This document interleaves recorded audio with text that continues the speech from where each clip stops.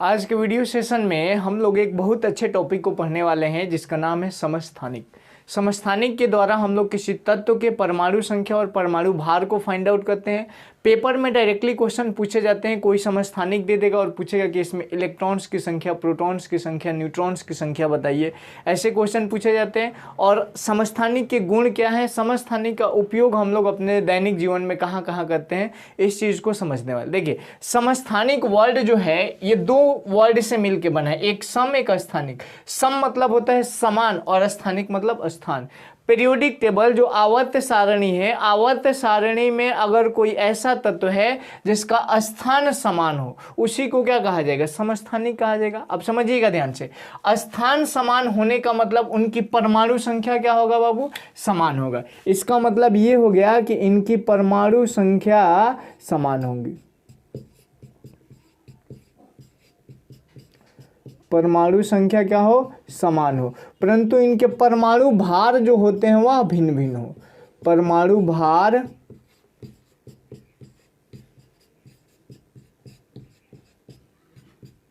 भिन्न हो। ठीक है।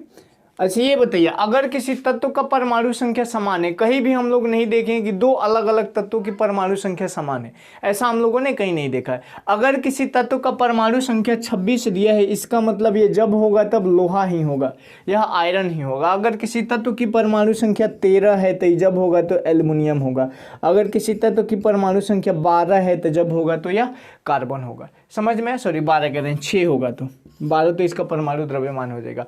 अगर किसी तत्व की परमाणु संख्या समान है तो वह जो होगा उसका नाम भी होगा वही होगा। दैट मीन समझना कि यह कार्बन जो है इसकी परमाणु संख्या 6 हो गया, मतलब 6 नंबर पे हमेशा कार्बन आता है। हम लोग को पता है कि मॉडर्न पीरियोडिक टेबल जो है वो परमाणु संख्या के आधार पर सजाया गया।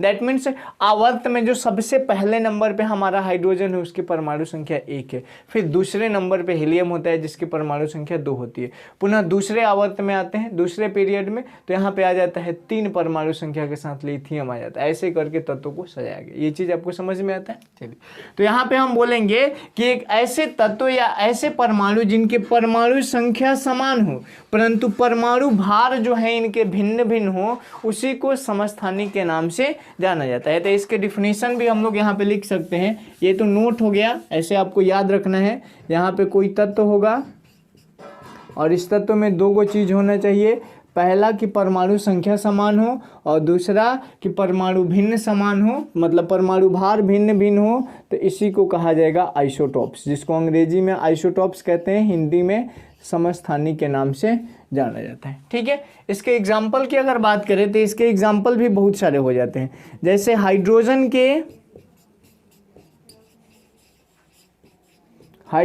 के समस्थानिक की अगर हम बात करें तो प्रकृति में हाइड्रोजन के 3 समस्थानिक पाए जाते हैं। प्रकृति में हाइड्रोजन के कितने समस्थानिक पाए जाते हैं, 3 समस्थानिक पाए जाते हैं। पहला होता है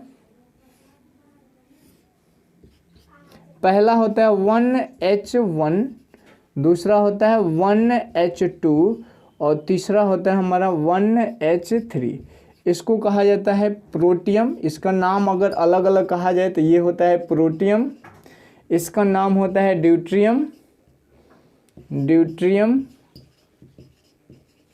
और इसका नाम होता है, कोई कोई इसको ट्रिटियम पढ़ता है या ट्राइटियम भी होता है, इसका नाम ट्राइटियम। ठीक है। ये ड्यूट्रियम जो है भारी जल का सूत्र बनता है, D2O इसी से बनता है, D2O, जिसको क्या कहा जाता है बाबू, भारी जल कहा जाता है। तो बहुत बार पेपर में भारी जल का सूत्र पूछा है तो ये क्या होता है, D2O होता है। भारी जल के बारे में हम लोग अलग से अपने चैनल पे वीडियो बना चुके हैं, अगर आप लोग नहीं देखें तो आई बटन पे क्लिक करके आप आसानी से भारी जल के बारे में देख सकते हैं। ठीक, तो समझ में आया, हाइड्रोजन के 3 समस्थानिक हो गए। उसी प्रकार अब देखिए, ये तो पहला एग्जाम्पल हो गया। दूसरे एग्जाम्पल की अगर हम बात करें तो हम कार्बन के भी समस्थानिक लिख सकते हैं। कार्बन के समस्थानिक, कार्बन के समस्थानिक अभी समझाने वाले हैं आपको सब चीज क्या कैसे होता है। कार्बन के समस्थानिक, कार्बन के भी 3 समस्थानिक हम देखते हैं।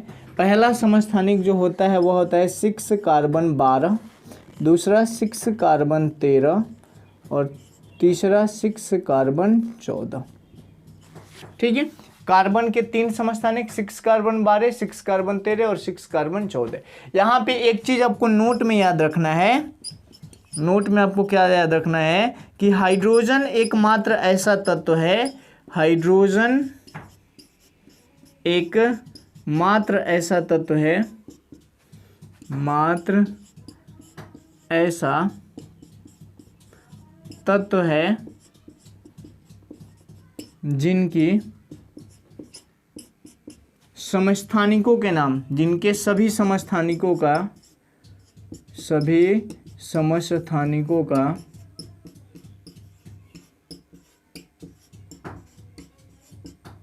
जिनके सभी समस्थानिकों का अलग अलग नाम होता है, समस्थानिकों का अलग अलग नाम होता है। यह नोट आपको याद रखना है, अलग अलग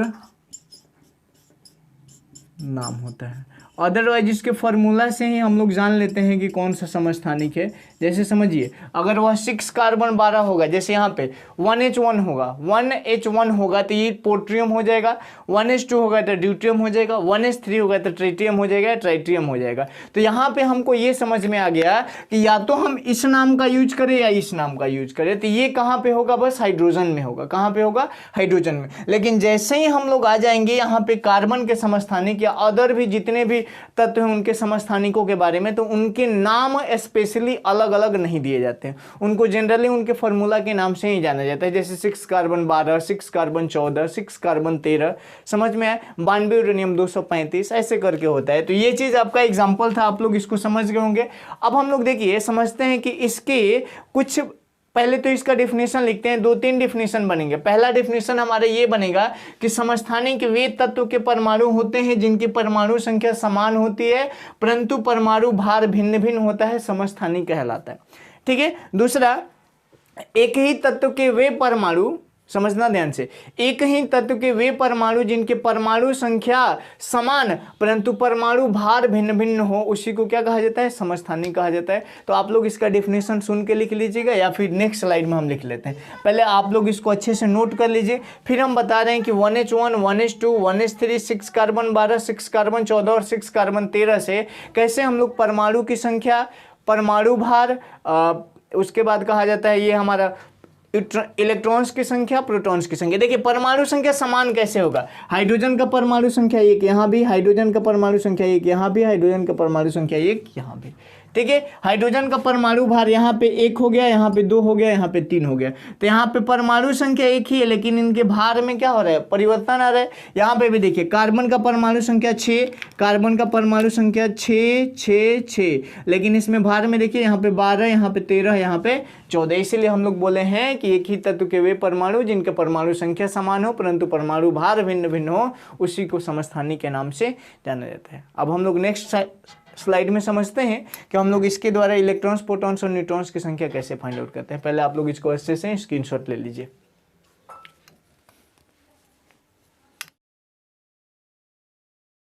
इसका डिफिनेशन हम लोगों ने लिख दिया कि एक ही तत्व के परमाणु, एक ही तत्व के वे परमाणु जिनकी परमाणुओं की संख्या समान परंतु परमाणु भार भिन्न भिन्न हो, समस्थानिक कहलाता है। एग्जाम्पल के तौर पे हमने 6 कार्बन 12 को लिए।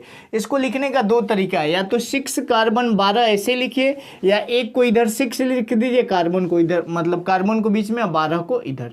अब समझिएगा, ये जो नीचे वाला पोर्शन होता है इसको कहा जाता है परमाणु संख्या। इसको क्या कहते हैं हम लोग, परमाणु संख्या। इसी को कंप्यूटर के भाषा में, टाइपिंग के वर्ड में अगर देखा जाए तो इसको कहा जाता है बाबू सबस्क्रिप्ट। इसको क्या कहा जाता है, सबस्क्रिप्ट। ठीक है, इसको सबस्क्रिप्ट कहा जाता है। और ये ऊपर वाला जो संख्या होता है इसको परमाणु भार कहा जाता है और कंप्यूटर को भाषा में इसको कहा जाता है सुपरक्रिप्ट। सुपरक्रिप्ट। जैसे हम लिख दें x का स्क्वायर, तो स्क्वायर किस में लिखें हम लोग, x का पावर 2 सुपरक्रिप्ट में लिखें। लेकिन अगर हम लिख दें H2O तो यहाँ पे 2 हम किस में लिखें, सबस्क्रिप्ट में लिखें। तो ये चीज़ हमेशा ध्यान में रखना है कि अगर पावर में कोई चीज़ लिखेंगे तो वह सुपरक्रिप्ट होता है और उसके बेस में कोई चीज़ लिखेंगे, मतलब नीचे में लिखेंगे, तो वह हो जाएगा हमारा सबस्क्रिप्ट। समझ में इतना चीज़। इसी चीज़ को हम इधर भी कर दिए तो यह 6 परमाणु संख्या हो गया, यह हो गया परमाणु भार। अगर मैं इसी तरह एग्जाम्पल की बात करूं, एक और दे दूं, दूसरा एक एग्जाम्पल देता हूँ, 92 यूरेनियम 235, 92 यूरेनियम 235, ठीक है। तो यहाँ पे ये 92 जो है बाबू क्या है, परमाणु संख्या है, 92 यह क्या है, परमाणु संख्या है, और यह 235 क्या है, परमाणु भार है, यह 235 क्या है, परमाणु भार है, ठीक है। चलिए अब हम लोग इलेक्ट्रॉन्स, प्रोटॉन्स और न्यूट्रॉन्स की संख्या पे फोकस करते हैं। इलेक्ट्रॉन्स, प्रोटॉन्स, न्यूट्रॉन्स क्या होते हैं, तो परमाणु के सूक्ष्मतम कण होते हैं। परमाणु जिससे मिल के बना होता है, जैसे कोई भी पदार्थ किससे बनता है, अणु से, अणु किससे बनता है, परमाणु से, ठीक है। तो परमाणु सॉरी तत्वों से बनता है, तत्व किससे बनते हैं, परमाणु से, और परमाणु जो मिल के बनते हैं मतलब इनका मूल कण जो होता है इलेक्ट्रॉन, प्रोटॉन और न्यूट्रॉन होते हैं। तो हमेशा देखिए परमाणु संख्या जो है, परमाणु संख्या यह बराबर होता है इलेक्ट्रॉन्स की संख्या,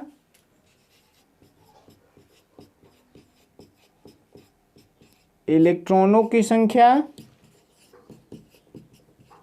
यह बराबर होता है प्रोटॉनों की संख्या,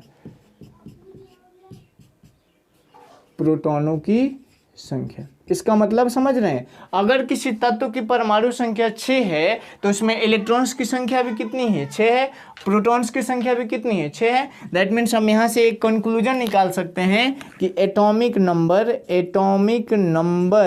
is equal to number of electrons, electron पे minus charge, is equal to number of protons, ठीक है, प्रोटॉन्स पे प्लस चार्ज, इलेक्ट्रॉन, प्रोटॉन। और न्यूट्रॉन जो होता है वो क्या होता है, चार्जलेस होता है, मतलब उस पर कोई चार्ज नहीं होता है। तो ये चीज़ आपको याद रखना है। तो अगर किसी तत्व की परमाणु संख्या दे दे और उसके इलेक्ट्रॉन्स की संख्या पूछे तो हम लोग जनरली किसी तत्व की परमाणु संख्या उसमें उपस्थित इलेक्ट्रॉन्स की संख्या और प्रोटॉन्स की संख्या के बराबर होता है। जैसे यहाँ पे यूरेनियम की परमाणु संख्या 92 है तो इसमें इलेक्ट्रॉन्स की संख्या भी 92, प्रोटॉन्स की संख्या भी 92। अब हमें न्यूट्रॉन्स की संख्या निकालना है, तो न्यूट्रॉन्स की संख्या बराबर हम एक फॉर्मूला लिख देंगे, न्यूट्रॉनों की संख्या, न्यूट्रॉन्स की संख्या बराबर परमाणु भार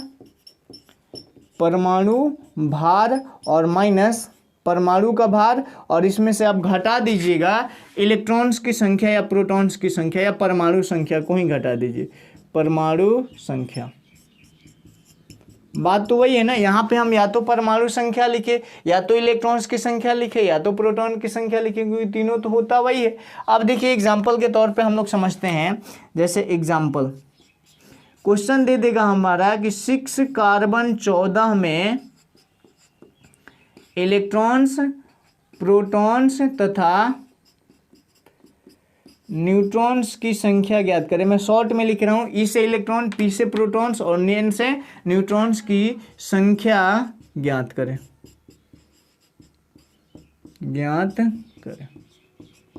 ठीक है। 9th में जब आप पढ़े होंगे तो परमाणु संख्या को Z से डिनोट किया जाता है, तो यहाँ पे हम लोग Z बराबर भी लिख सकते हैं, या करके एक और चीज़ लिख सकते हैं, Z is equal to N is equal to P, ठीक है, Z is equal to N is equal to P। इस फार्मूला को अगर डिराइव करना चाहें तो न्यूट्रॉन्स की संख्या या करके हम लिख सकते हैं neutrons N is equal to neutrons की संख्या, सॉरी यहाँ पे N, Z is equal to E होगा ना इलेक्ट्रॉन्स की संख्या, न्यूट्रॉन्स की संख्या N इज इक्वल टू परमाणु भार।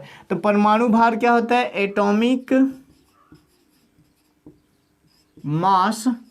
एटॉमिक मास और माइनस परमाणु संख्या के क्या लिख सकते हैं, Z।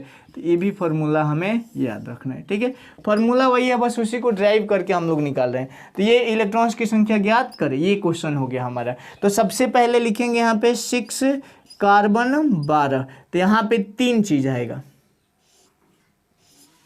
इलेक्ट्रॉन्स की संख्या कितना हो जाएगा, तो परमाणु संख्या के बराबर हो जाएगा, परमाणु संख्या कितना है 6। दूसरा होगा हमारा प्रोटॉन्स की संख्या, प्रोटॉन्स की संख्या कितना हो जाएगा, तो प्रोटॉन्स की संख्या कितना है हमारा 6 ही हो जाएगा, क्योंकि इलेक्ट्रॉन्स की संख्या और प्रोटॉन की संख्या बराबर होता है।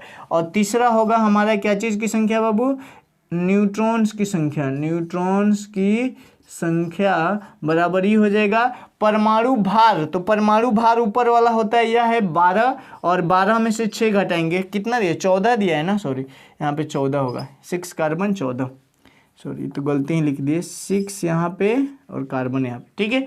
तो ये 14 -6 घटाएंगे, 14 में से 6 घटेगा तो कितना आ गया 8, यही हमारा आंसर हो जाएगा। उसी प्रकार 92 यूरेनियम 235 में अगर इलेक्ट्रॉन्स की संख्या पूछे और प्रोटॉन्स की संख्या पूछे तो यह तो 92 हो जाएगा। और दूसरा कहेगा कि बताइए यहाँ पे न्यूट्रॉन्स की संख्या कितनी होगी, तो 235 में से घटा देंगे कितना हम लोग 92, 235 में से 92 को घटा दीजिए, घटेगा तो 15, 5 में से 2 जाएगा 3 और यहाँ पे 13 में से 9 जाएगा तो 4 और 143, यही हमारा क्या हो जाएगा बाबू आंसर हो जाएगा।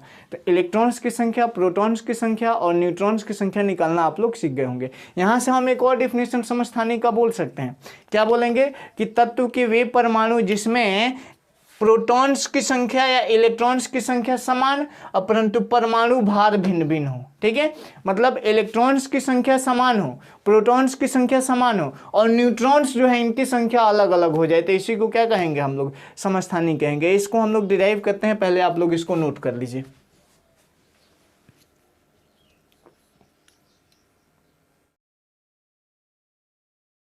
अब समझिएगा ध्यान से, जैसे ये इलेक्ट्रॉन्स, प्रोटॉन्स और न्यूट्रॉन्स के द्वारा हमने कैसे समस्थानिक का डेफिनेशन दिया, इसको समझते हैं।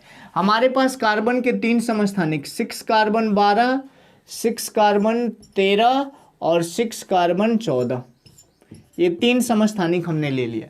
इसमें हम तीनों में इलेक्ट्रॉन्स, प्रोटॉन्स और न्यूट्रॉन्स की संख्या ज्ञात करते हैं। अगर इसमें इलेक्ट्रॉन्स की संख्या की बात करें तो वह है कितना 6, प्रोटॉन्स की संख्या की बात करें तो वह कितना है 6, यहाँ भी इलेक्ट्रॉन्स की संख्या की बात करें 6, प्रोटॉन्स की संख्या की बात करें 6, यहाँ भी इलेक्ट्रॉन्स की संख्या की बात करें तो 6 और प्रोटॉन्स की संख्या की बात करें तो 6। ठीक है, लेकिन जैसे ही हम लोग न्यूट्रॉन्स की संख्या निकालने जाएंगे तो न्यूट्रॉन्स की संख्या निकालने का क्या तरीका है, तो परमाणु भार में से परमाणु संख्या को ऊपर वाला में से नीचे वाले को घटा दीजिए, तो 12 में से 6 घटेगा आ जाएगा 6। यहाँ पे न्यूट्रॉन्स की संख्या निकालेंगे, 13 में से 6 घटेगा आ जाएगा कितना 7, और यहाँ पे न्यूट्रॉन्स की संख्या निकालेंगे, 14 में से 6 घटेगा, यहाँ पे क्या आ जाएगा 8। तो हमने देखा यहाँ पे कि तत्व का समस्थानिक तो एक ही है, तत्व हमारा एक ही है कार्बन, उसके 3 अलग अलग समस्थानिक है ना, और तीनों समस्थानिक में इलेक्ट्रॉन्स की संख्या और प्रोटॉन्स की संख्या, इलेक्ट्रॉन्स की संख्या प्रोटॉन्स की संख्या, इलेक्ट्रॉन्स की संख्या प्रोटॉन्स की संख्या समान है। परंतु ये जो न्यूट्रॉनों की संख्या है, यहाँ पे 6 है, यहाँ पे 7 है और यहाँ पे 8 है, तो इसके द्वारा हम लोग डेफिनेशन बना सकते हैं कि एक ही तत्व के वह परमाणु जिनमें इलेक्ट्रॉन्स और प्रोटॉन्स की संख्या समान हो परंतु न्यूट्रॉनों की संख्या जो है, न्यूट्रॉन्स की संख्या अलग अलग हो, उसी को क्या कहा जाता है समस्थानिक कहा जाता है। इसके बेस पे हम लोगों ने डेफिनेशन तैयार किया। बिल्कुल सोच समझ के पढ़िएगा तो ज़्यादा देर तक दिमाग में रहेगा। ठीक है, तो यहाँ से हम डेफिनेशन लिखेंगे कि एक ही तत्व के वे परमाणु, एक ही तत्व के वे परमाणु, एक ही तत्व के वे परमाणु जिनके प्रोटॉनों की संख्या एक ही लिख दे, कोई एक प्रोटॉनों ही लिखते हैं, इलेक्ट्रॉनों की संख्या भी लिखेंगे तो कोई दिक्कत नहीं होगा, बट एक ही लिखते हैं। प्रोटॉनों की संख्या समान हो, प्रोटॉनों की संख्या समान हो परंतु प्रोटॉनों की संख्या समान हो परंतु न्यूट्रॉनों की संख्या भिन्न भिन्न हो, न्यूट्रॉनों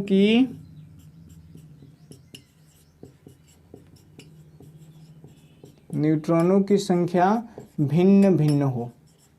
देख रहे हैं हम लोग, प्रोटॉन्स की संख्या सब में 6 है, लेकिन न्यूट्रॉन्स की संख्या 6 है, 7 है, 8 है, मतलब भिन्न भिन्न है, भिन्न भिन्न हो। कॉमा देके लिखना है, क्या लिखेगा कॉमा देके, समस्थानिक कहलाता है, समस्थानिक कहलाता है।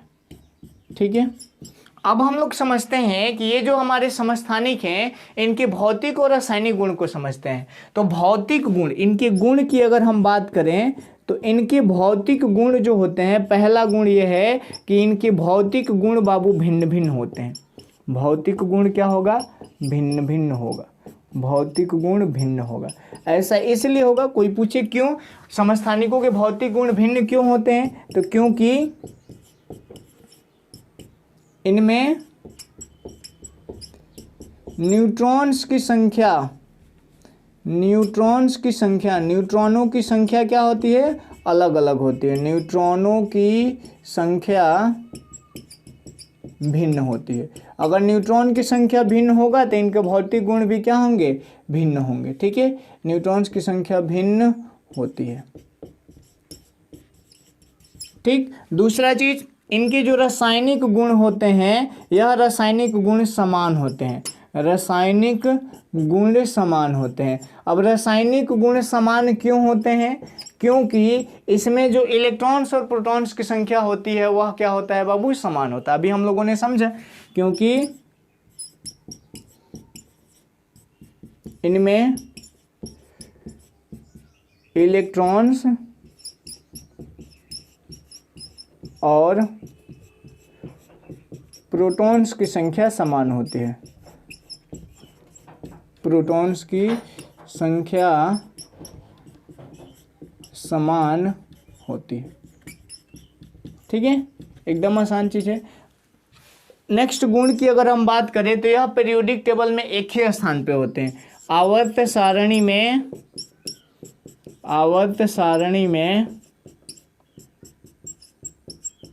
एक ही स्थान पर होते हैं ना, क्योंकि आवर्त सारणी में परमाणु संख्या के आधार पे ही तत्व पाए जाते हैं, एक ही स्थान पर होते हैं। ठीक है, तो अगर ये तीनों समस्थानिक 6 कार्बन 12, 6 कार्बन 13 और 6 कार्बन 14 होंगे तो इनकी परमाणु संख्या तो 6 ही है। दैट मीन्स यह 6 कार्बन परमाणु संख्या पे ही पाया जाएगा। ठीक है, नेक्स्ट प्रॉपर्टीज की अगर हम बात करें तो इनकी परमाणु संख्या समान होती है, इनकी परमाणु संख्या क्या होती है बाबू, समान होती है। और जब परमाणु संख्या समान होती है तो इसमें इलेक्ट्रॉन्स की संख्या और प्रोटॉन्स की संख्या भी क्या हो जाती है, समान हो जाती है। तो ये कुछ गुण थे। अब हम लोग समझने वाले हैं कि इनका उपयोग कहाँ कहाँ होता है। ठीक है, तो आप लोग इसको नोट कर लीजिए, उपयोग को हम लोग लिख देते हैं बोर्ड पे, फिर उसको समझ लेते हैं, उसके बाद हम लोग टॉपिक को एंड करते हैं। ठीक, तो पहले आप लोग इसको नोट करिए।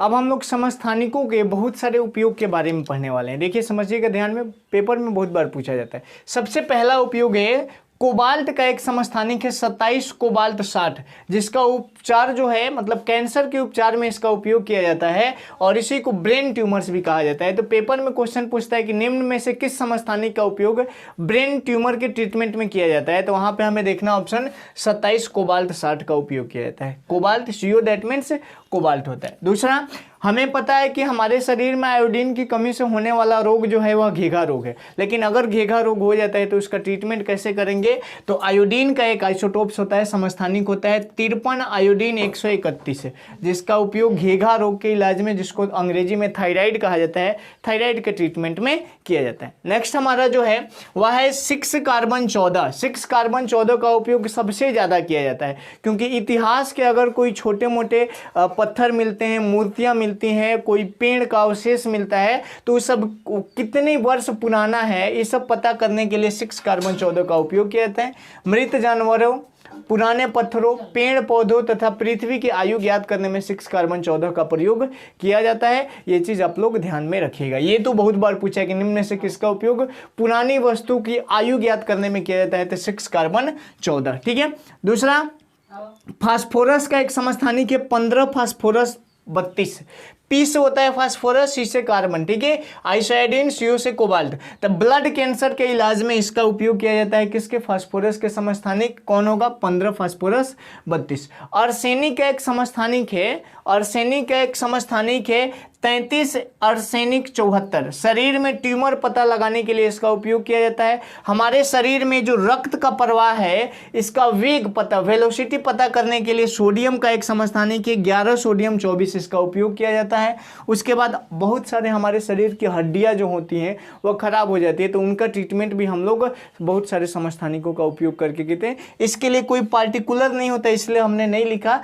इसमें बहुत सारे समस्थानिकों का उपयोग किया जा सकता है। ठीक, परमाणु भट्ठी जो एटॉमिक रिएक्टर होता है उसमें यूरेनियम के समस्थानिक को यूज में लाया जाता है एज ए फ्यूल, ईंधन के रूप में उसको यूज किया जाता है। और हमें ये भी पता है कि भारी जल का सूत्र होता है D2O, और D2O किससे बना होता है, इसको कहा जाता है ड्यूट्रियम ऑक्साइड। यह होता क्या है, यह होता है बाबू भारी जल, यह क्या होगा, भारी जल होगा। अब भारी जल होगा तो ये बनता किसके, तो हाइड्रोजन के दूसरे समस्थानिक 1H2 से बनता है, जिसको कहा जाता है ड्यूट्रियम, जिसको क्या कहा जाता है, ड्यूट्रियम। तो ड्यूट्रियम के द्वारा तो भारी जल का भी उपयोग, अब भारी जल का उपयोग पता है कहाँ किया जाता है, न्यूक्लियर रिएक्टर में किया जाता है मंदक के रूप में, मतलब अभिक्रिया को कम करने के रूप में भारी जल का उपयोग किया जाता है। तो ये पूरा टॉपिक जो है आइसोटोप्स वाला हम लोगों ने समझ लिया। इसमें अगर कहीं से भी आपको कोई तकलीफ हो, कोई चीज़ आपको समझ में नहीं आया है तो आप वीडियो में कमेंट जरूर करिए। अगला वीडियो हमारा होगा आइसोबार, आइसो इलेक्ट्रॉनिक, बहुत सारे आइसो, जितना आइसोटॉप आइसोबार होता है तो आइसोटॉप तो पढ़ लिया हम लोगों ने, आइसोबार, आइसो इलेक्ट्रॉनिक, सम इलेक्ट्रॉनिक, समभारिक, इस सब के बारे में हम लोग नेक्स्ट वीडियो सेशन में पढ़ने वाले हैं। तो आई होप आपको समझ में आया होगा। जल्द ही मिलते हैं नेक्स्ट एपिसोड में, तब तक के लिए bye bye, take care, that's all.